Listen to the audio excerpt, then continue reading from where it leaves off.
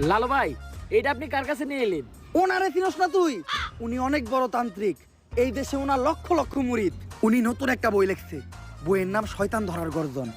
যেই বই পইরা নতুন কইরা লাখ লাখ মানুষ তান্ত্রিক হইতাছে। কিন্তু লালু ভাই, আশেপাশে তো কোনো তান্ত্রিক বা মুরিদ দেখতেছি না। আরে ওগুলা তো সব ফেসবুক আর টিকটকে। বাবা, সঞ্জনা নামের এক আত্মারে আমার ধরতে হইব বাবা। আপনি আমার সফল হওয়ার একটা উপায় দেন।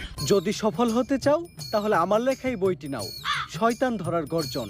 এই বইটি নেওয়ার সাথে সাথেই তোমার জীবনে থাকবে না কোনো অর্জন। আমি কথা দিয়ে কথা রেখেছি, শয়তান আসেনি তো ফিরে।